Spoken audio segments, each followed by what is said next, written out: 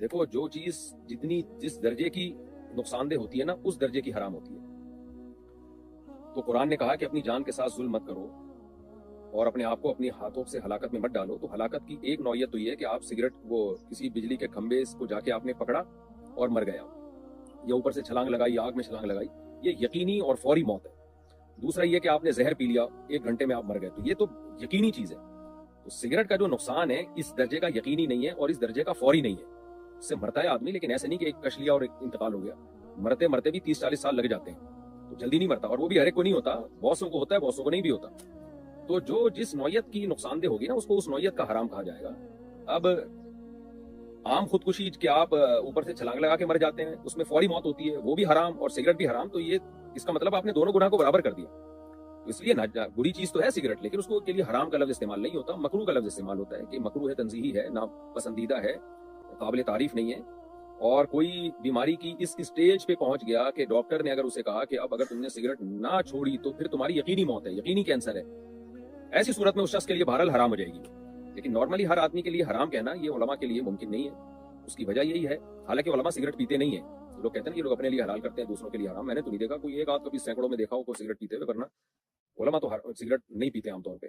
99.9% علماء جو ہے وہ سگریٹ نہیں پیتے, لیکن مکروہ کہتے ہیں. ناجائز اس لیے نہیں کہتے, بھائی ناجائز کی کوئی مضبوط دلیل ہونی چاہیے. اگر اسی بیس پہ ہم چیزوں کو ناجائز حرام قرار دینا شروع کر دیں کہ نقصان دہ ہے, تو کیا خیال ہے کہ چینی کھانا نقصان دہ نہیں ہے؟ چینی سے موٹاپا آتا ہے, اور موٹاپے سے جو بیماریاں ہیں وہ سگریٹ سے زیادہ ہیں. میں نے ایک بہت بڑے کینسر کے اسپیشلسٹ سے سنا ہے کہ چینی کھانے کا نقصان سگریٹ سے زیادہ ہے. چینی سے مراد چینی نہیں, میٹھا, یعنی وہ میٹھا جس سے آپ کا ویٹ بڑھ رہا ہو. تو وزن بڑھنے کا نقصان سگریٹ سے زیادہ ہے. سگریٹ میں کینسر کے چانسز بھی ہیں, لیکن موٹے آدمی کے لیے کینسر کے چانسز زیادہ ہیں. تو کیا مطلب اب لڈو کھانا بھی حرام ہو جائے گا؟ کیا میٹھا کھانا بھی حرام ہو جائے گا؟ تو ناپسندیدہ ضرور ہے. ہم بھی بیانات میں لوگوں کو ترغیب دیتے ہیں, بھائی یہ لڈو مڈو چھوڑ دو, یہ حلوے مانڈے چھوڑ دو, اور مذہب کے نام پہ حلوے کھا رہے ہو, چلے جا رہے ہو. نبی صلی اللہ علیہ وسلم کے تو آپ تو روزہ رکھتے تھے, روزہ رکھنا سنت ہے. تو ایسے بہت سی چیزیں اور بھی ہیں جو صحت کے لیے نقصان دہ ہے, اس کو حرام نہیں کہا جاتا, اس لیے کہ ان کا نقصان فوری نہیں ہوتا.